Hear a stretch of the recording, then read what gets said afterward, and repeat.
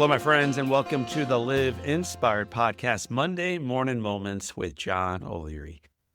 We're going to kick this one off with a question. You ready for it? Buckle up. You'll need that seatbelt. What would you do if you knew that today was your last day? Let me ask that one more time. I want to make sure you hear it just right. What would you do if you knew that today, this day, was indeed going to be your last day on earth? At 9 years old, for me, this was not a hypothetical question. In fact, it was a reality. After being burned on 100% of my body in a gasoline explosion, I was given less than a 1% chance to survive the first night. And although I survived that first night, on the following night, and the following night, and the following night, for the next 5 months of nights in the hospital, the prospect of death never faded. It felt closest, though, on the nights right before surgery. Because burned skin never grows back on its own, doctors had to take skin from the parts of my body and then graft it onto the part that was burned so severely. In my case, the only usable donor site was my scalp. More than a dozen times, they took skin from my scalp and transplanted it, piece by piece, across my body.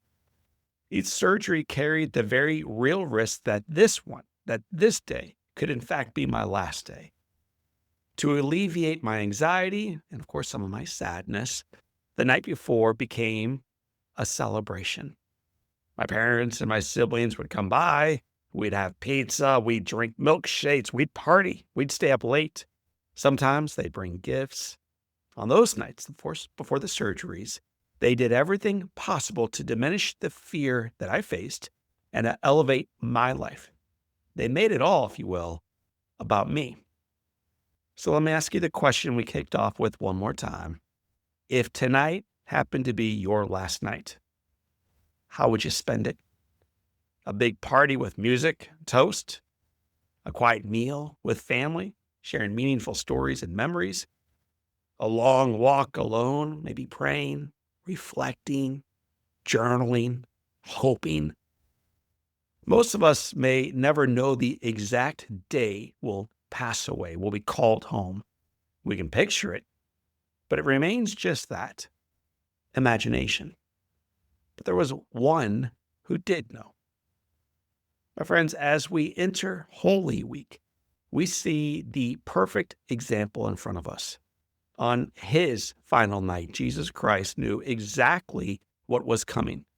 He knew already of the approaching betrayal. He knew already of the suffering. He knew already of the death. So what did Jesus do on that final day? Well, he gathered his friends. He sat with them. He prayed with them. He broke bread with them.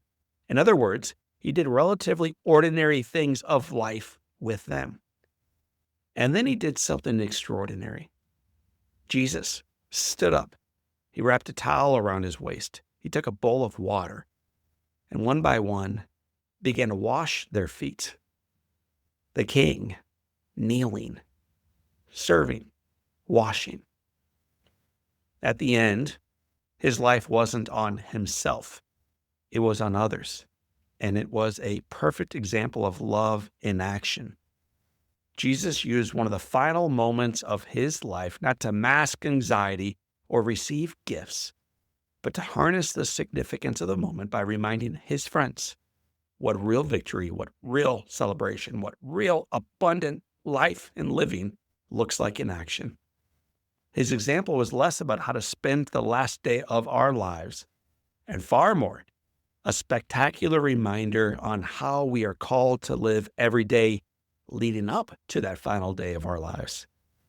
So family, friends, leaders, servants, regardless of your religious beliefs, as you journey through this Holy Week, don't wait for your last day to live like it matters. It does. It does right now.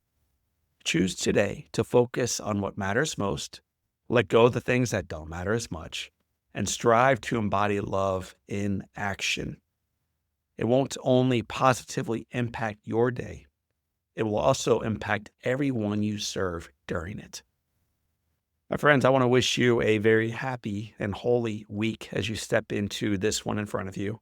I want to thank you for being part of our John O'Leary Live Inspired podcast family. And I want to remind you that the foundation is firm and your best is yet to come. What a gift. So for this time, and until next time, my name is John O'Leary.